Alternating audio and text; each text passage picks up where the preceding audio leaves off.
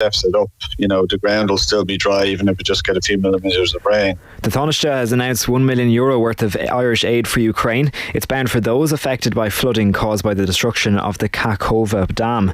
Evacuations are continuing after it was destroyed earlier this week. Russia and Ukraine have both blamed each other for the attack. And Irish women have the 10th highest rate of melanoma skin cancer globally. The World Cancer Research Fund found Irish women have the 6th highest rate of non-melanoma skin cancer in the world. Melanoma can spread to other organs and is considered more dangerous than non-melanoma. Consultant dermatologist Professor Nikki Raff says sun cream reapplication is crucial to protection. There's a lot of false advertising around sunscreens where it says once daily on the bottle. That is total rubbish. It has to be reapplied every 2 hours to be the factor that it says on the bottle. That's it for now. More at 8. News Talk weather. Thanks to Ryanair. Can Rory win the British Open? Support him live in July with Ryanair's daily flights to Liverpool. Tonight will be generally dry and clear with a chance of showers in parts of Munster. Lowest temperatures 9 to 14 degrees. And now you're up to date on News Talk. The Newsround on Off the Ball. With Gillette Labs. Get the ultimate shave or your money back. Neon Night Edition available now. This is News Talk. All right, you're welcome along. It is Thursday's Off the Ball. Nathan with you this evening. It has been a landmark day for the FAI as they launched their new facility investment vision and strategy. They are looking for huge investment over the next 15 years, €863 million to modernise facilities and to raise standards across football in Ireland. We'll talk to Dan McDonnell about that. We'll hear from Jonathan Hill and Roy Barrett of the FAI as well. That coming up after 9 o'clock. Tomorrow, bit of a landmark day in tennis as Carlos Alcaraz and Novak Djokovic clash for the first time in a Grand Slam at the French Open. Caitlin Thompson will be with us after 8 to talk about that. We'll have John Giles at 7:30 reflecting on Manchester City's FA Cup final win and of course looking ahead to the Champions League final on Saturday night. And after 8, live drama, The Decision in studio. Ross Bulger is a Laois footballer who is heading to American college football. He has been offered scholarships from Division 1 teams and he's going to make his decision live on the show tonight. Will it be Boston College or will it be Idaho? Which cap will he put on? I think you've given that the appropriate levels of hype, yeah. Well, considering he got his picture taken with the Irish flag on in the Idaho state colours while himself and Ty Gleader were in the States over the last few weeks. Don't ruin it. I would hedge my bets he's going to go that direction. But Boston College are there as an option too. Just build it up. Well, you've been selling this to me for weeks. That the decision is live and you're like, well, I'll tell you exactly where he's going to be based on what I've seen. Well, I was about to say, it looks like he's edging that way, but there's been an offer which has come in from Boston College. Apparently there's 12 offers in all that he's had from Division 1 teams, and there's a couple of Irish guys who are currently in the college football system. But for Ty Gleader, who people are probably aware was an out half with the Connacht Academy, played for the USA after a few years playing in Major League Rugby, he switched in recent years to being an American football punter, and Ross Bulger is one of his first students that he took in at the tail end of last year. And you might remember the video of Ross Bulger, which is doing the rounds on the internet earlier this year, TikTok particularly, when he was at Pace University trying out for them, and he was clocking 75 metres off either foot, so he's ambidextrous, which apparently gives a big advantage if you're a punter in American football, because it makes it very difficult to set up the field position if you can kick with either foot into either corner. So it seems he's a versatile kicker. He can both do field goals and punting, so he'd be useful across special teams, and I think that's the reason he has these Division 1 offers. And as you say, he's going to announce who he signed for in about an hour's time. So Ross Bulger and Ty Gleader in studio after 8 o'clock. This sets the precedent that as he moves up through the ranks, he comes to us every time, right? I presume if he ever gets to the NFL, we have the exclusive if that happens, given that he's coming in here to make the announcement. But I don't know, look, apparently we were talking to Ty Gleader a little bit over the last few days. He's saying that there have been a lot of players, because they've seen the social media clips, who play rugby and Gaelic football, who've got in contact with him about potentially trying to get a scholarship in the US.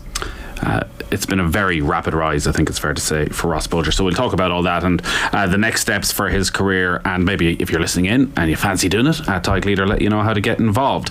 Richie McCormack, good evening. Gents, how are you? 53106 is the text number if you want to get in touch. So I said it's been a bit of a landmark day for the FAI. I think properly getting their house in order with a very comprehensive strategy as to how they feel they can develop football in Ireland over the next 15 years with the right and correct amount of government funding, and not just government funding, but funding from a whole range of different stakeholders that they feel will bridge the gap that has built up over the last 20 years with the other major sports. They look at the Sports Capital and Equipment Programme since the year 2000. The GEA have received €431 million. The FAI have received €188 million. So it is a sizable gap when football is by far and away the most participated sport in the country. There's a lot in this, Richie. It covers everything from grassroots through to the women's game, through to League of Ireland and international football. They're looking for 426 million for grassroots, 390 million for the League of Ireland, 47 million for international, and they're hoping that it would work out that the government would give them in or around something like 516, I thought was the number I saw for it. Over the course of the 15 years. The 15 years. So about 50 million a year through a range of different programs. There is a bit of this, Richie, I think, that is, shoot for the stars, you might land on the moon type thing. But I think it puts them in a position that there's now finally a plan. And Dan MacDonald, when we were talking earlier, was making the point that often if you're going head to head or when the funds are being divvied out, that actually the FAI weren't even in the room for many years. Like, they didn't have a plan at this level. So it's a right start. It's the FAI going out to bat. I know a lot of people, the second they hear the FAI and money, will raise their eyes to heaven and go, why would you give them anything? But I think they outline in this the great good that they do at a lot of levels in Irish society that needs to be recognised. The amount of people that are coming into the country, that football is going to be their first sport, and that they need the funds to enable that. And I have to say, I think it's quite impressive.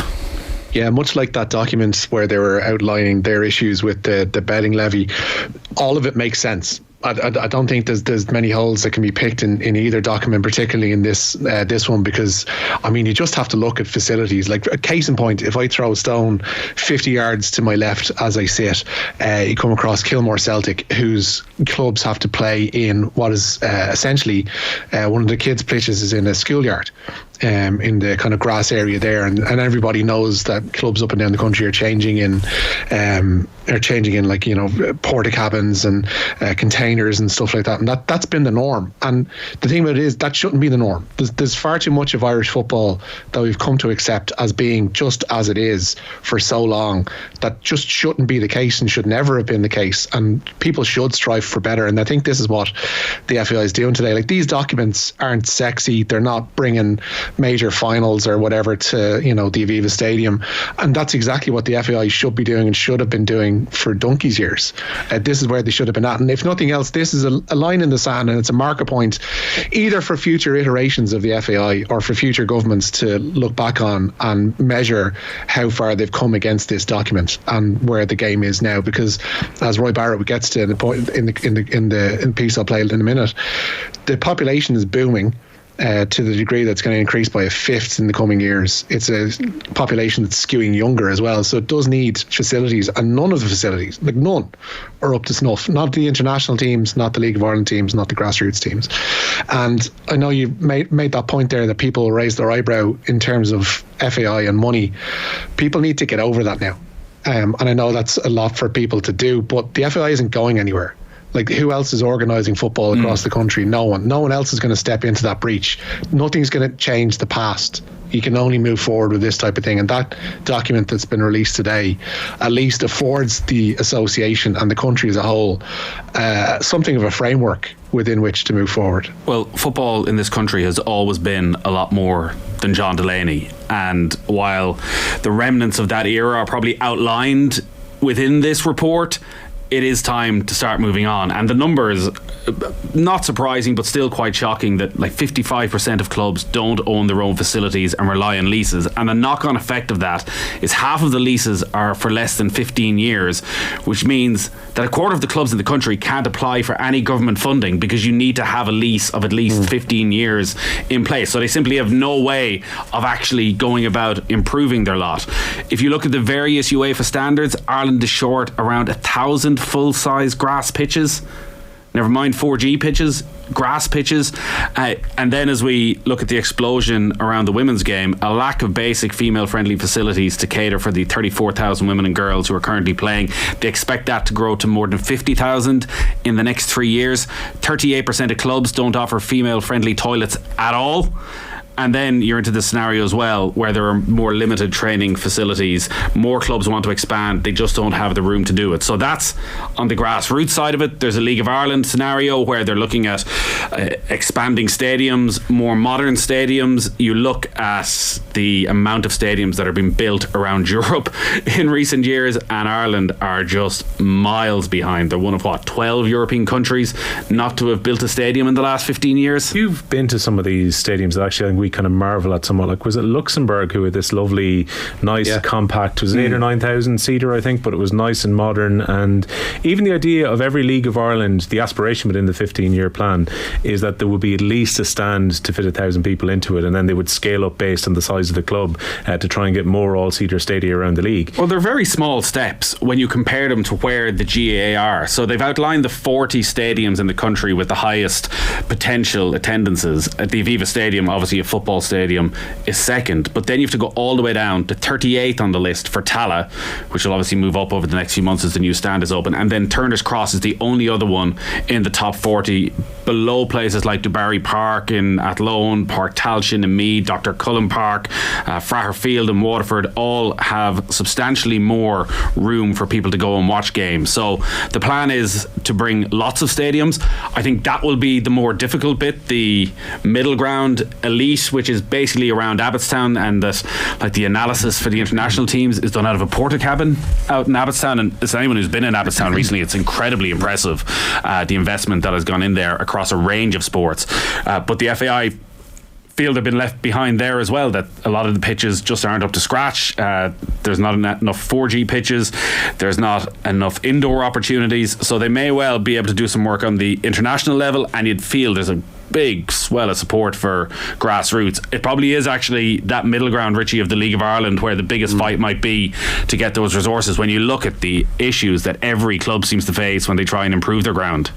Yeah, it's every club trying to improve their ground. There's different fiefdoms go on within clubs and within areas, and everything that leans towards that as well. The FAI need to do what other associations have done and realise the power that they have in the numbers that they have playing the game, and to parlay that into leaning on politicians and to saying that these are keystone things that need to happen within a constituency within electoral periods for them to actually secure that funding and to really hammer that home. And the second thing is to seek out proper private investment as well, because the only time we've really seen private investment in the FAI, aside from sponsorship deals and the kind of standard stuff, is like subsidising the national manager. And that just seems like lunacy looking back on it now. Probably wasn't wise at the time, and definitely looking back on it now. If you're going to get that kind of money, have it invested in stuff that has a legacy, and players don't just magic from nowhere. You need to create a sustainable model for them to keep on being created down through the years, and to basically seek out money wherever you can and to use it smartly. And I know people will say that, well, obviously there's other areas of society that need cash, and the housing crisis and such. Obviously, like, the government has a 10 million surplus this year. 10 billion surplus this year. A 16 billion surplus is forecast for next year. They have the money for literally all areas of society, for housing, for the healthcare service, for sport.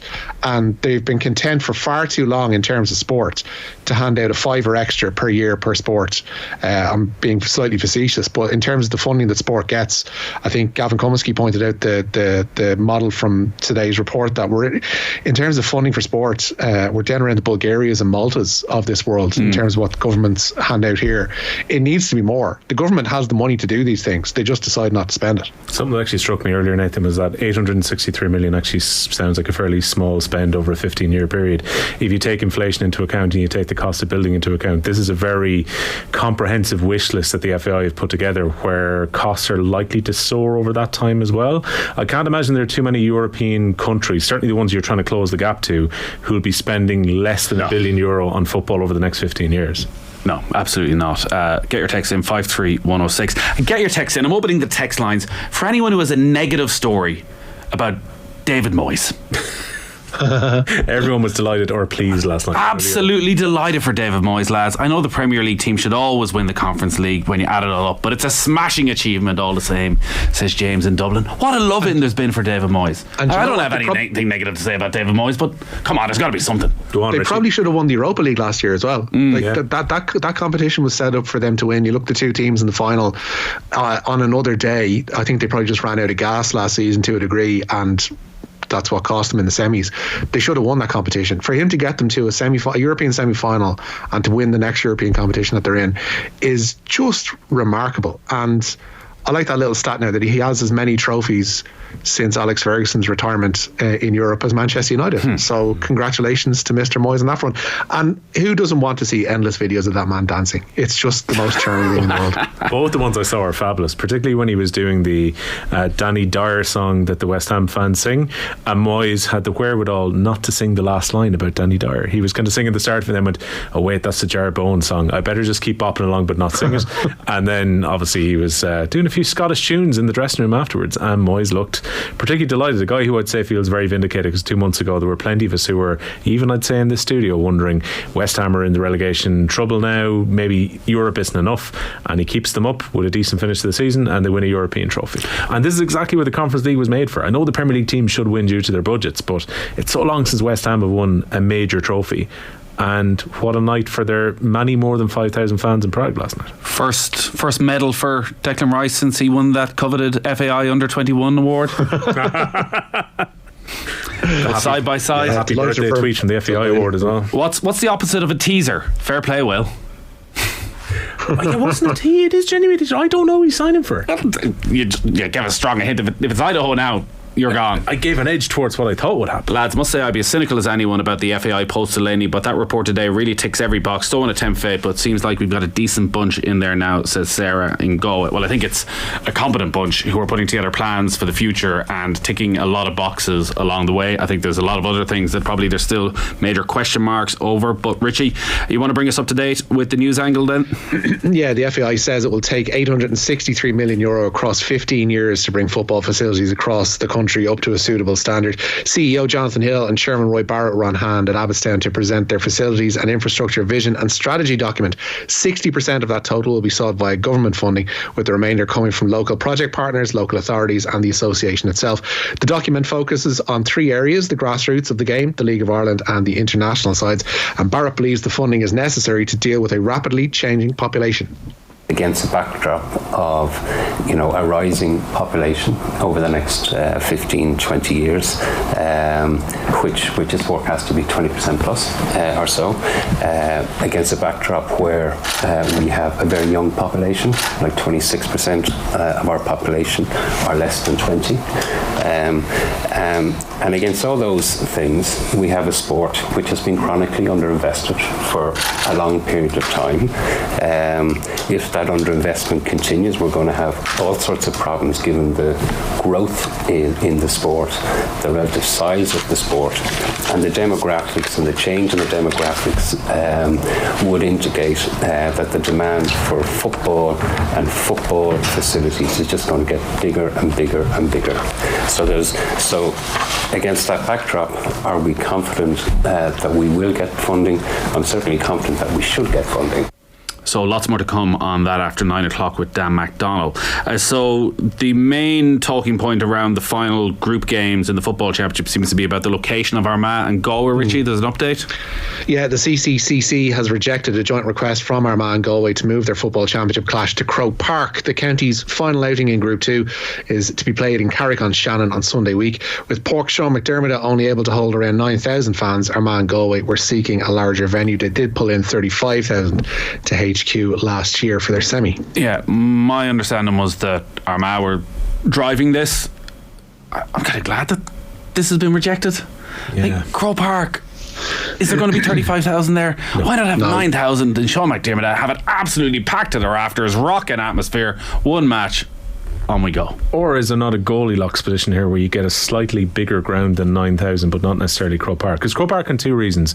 I think Croke Park they weren't asking to move somewhere else. They were asking to move to Croke Park. Yeah, but surely there are plenty of other stadia that have got somewhere in the sweet spot between 80,000, where it's going to be more than half full, and Carrick-on-Shannon, which is going to be oversubscribed. You're not getting 40,000 for Armagh Galway. Not for this stage of the championship, I don't think. No chance. And these are two of the best supported teams in the country, but they were travelling to Croke Park because Sam was in sight last year. It's a totally different scenario when it's the last round of the group stages, where they're both still fighting to qualify, but at the same time it's not the same as if you're in a knockout game. The London Irish situation, was listening to OTB AM this morning, and one of the players talking about it, and it's pretty grim for everybody involved.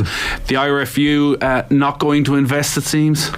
It seems, anyway, the IRFU insisting that they have no plans currently to invest in rugby outside of Ireland. It follows the news that they're being kept abreast of the situation at London Irish by the English RFU. London Irish owner Mick Crossan has filed for administration after the club were suspended from all tiers of English rugby. A botched US-led takeover has led to rumours the IRFU could step in, but they've told the Telegraph that buying the Exiles is not on the cards.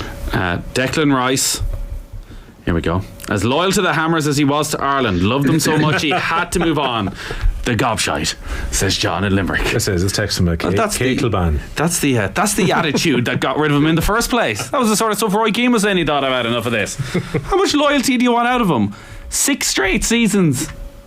He's played pretty much every game in every one of those seasons for West Ham. He's one of the best midfielders in European football. You just want him to stay there forever out of loyalty. This is the first time his loyalty has ever been properly tested, and he's gone.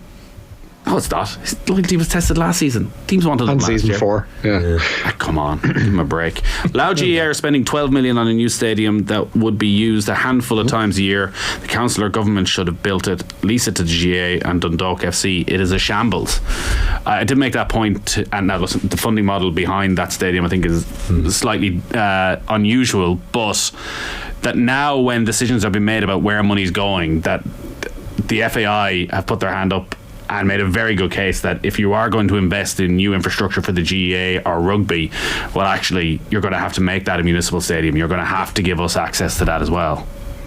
Yeah, I think that makes perfect sense, particularly in the case of Louth, where there was talk originally about potentially Leinster putting a Leinster ground there when Louth needed a venue, and they were looking at the potential cost of doing up Park Talton at the same time, and felt maybe a facility just outside Dublin would be the way to go. It would make perfect sense from a government point of view to make that municipal and kill 2 birds with one stone there. Hey lads, can you please say Sport Ireland campus instead of Abbottstown when chatting about the facilities? Abbottstown is just a house and a small townland space in the campus. Many thanks. The marketing team in Sport Ireland campus, Blanchardstown. Wow, amazing. Next thing it'll be, lads, make sure you call it Kingspan Breffney Park or you'll be in a bit of trouble there. You get a few emails like about that, right? So wait a second, Abbottstown is just somebody's house. Well, that's a bit awkward for them, isn't it? Yeah. You're just getting your taxi out to Abbottstown and as a D15 head. Yeah, as a D15 go on, Richie, head, give us the history. There is a house been swallowed up by Sport Ireland campus. Pretty much, yeah. Like, it's as close to Corduff would be the nearest kind of area in terms of housing. That's just across the road when you come out the main entrance there, opposite the swimming pool. So like it could easily be called any one of 3 different areas, but the house area is certainly Abbottstown out there. Yeah. So why did Abbottstown stick, Richie? Like where anything sticks, it's just the name that people started calling it, and that's what it ends up being. No more, Will. No more. Sport Ireland campus. It's Sport Ireland campus. From now till eternity. Alexis McAllister, done. Yeah, Liverpool made Alexis McAllister their first signing of the summer today. The World Cup winning midfielder joins from Brighton for an initial fee of just €40 million. That could end up being 64 million depending on various add-ons. McAllister has signed a 5-year contract at Anfield. Meanwhile, Liverpool have also bought back their old Melwood training ground, which will now be the home to the club's women's team. There is news on Declan Rice's future. Yeah, it certainly is, as John and Limerick might have alluded to there. Declan Rice's last game for West Ham appears to be last night's Conference League final. Club owner David Sullivan revealed this morning that they've promised the former Republic of Ireland midfielder he can leave in the summer. Rice is entering the final year of his contract at West Ham in the next couple of weeks and has attracted interest from the likes of Arsenal and Bayern Munich. And Fiorentina have called on UEFA to set an example after their captain was hit on the head by a plastic cup in Prague last night. Cristiano Biraghi needed stitches after it was thrown from the crowd during the first half. La Viola say they strongly condemn the unacceptable behaviour from West Ham fans. This was the most the English team had won, so we're just going to brush over this entire thing and move on quickly with our lives. It was outrageous. he was left blood, like it was a significant head injury, like left bloodied to a really awful degree and needed tending to. And there was several cup throwing incidents during that first half, and there were other bits and pieces obviously thrown into the pitch area. That all followed by, and we shouldn't brush over either, the fact that there were apparently 30 Fiorentina fans detained by police in Prague. So there's crowd trouble before and after the game, and it can't be brushed over just because of what happened and David Moyes is dancing. We've Caitlin Thompson coming up after 8, Richie, but it is a quarter-final or semi-finals day on the women's side.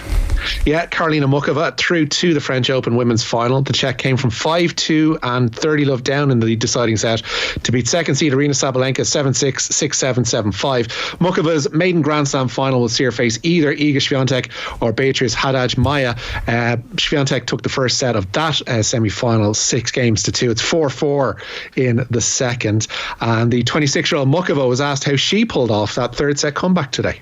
I don't really know what happened. The atmosphere, the people are just pushing me all the matches. It's unbelievable. I just try to keep fighting, and it worked. I really don't know what happened. I'm so happy. Just time for an update on Rory McIlroy. Yeah, he carded a 1-under round of 71 today at the Canadian Open. The defending champion is 4 shots off the joint clubhouse leaders there, who are Chesson Hadley, Corey Connors, Justin Lauer and Aaron Ray, all of whom are 5 under par after rounds of 67. Shane Lowry birdied his second hole, but he has dropped back to 1 over par through 4. Double bogey indeed at the fourth has seen him drop back to 1 over par, and his first round is ongoing there. Golf Weekly available now. Quiet week. Not a lot to talk about. Not a lot to talk about at all. Managed to keep it to 90 minutes, which I thought was seriously impressive. Offtheball.com/Golf Weekly. And Manchester United are going to play in Dublin August 6th. They're playing Athletic Bilbao. I have no tickets, Richie. Will has told me he's got a heap of them. So if you're looking for tickets for that game, Will is the man to get onto. Corporate box. I'm sure Dermot Keeley is delighted with that news as well. That United are coming to town. At least it's a real team they're playing this time. Yeah. Wow. We got to leave it there. Richie, great stuff as always. Nice lads. Will, we might be talking later, depending on how after 8 o'clock goes with Ross Bulger. I hope he's changed his mind. The last surprise for everybody. Real surprise for everybody. John Giles up in a moment. Time for the cash machine. Your chance to win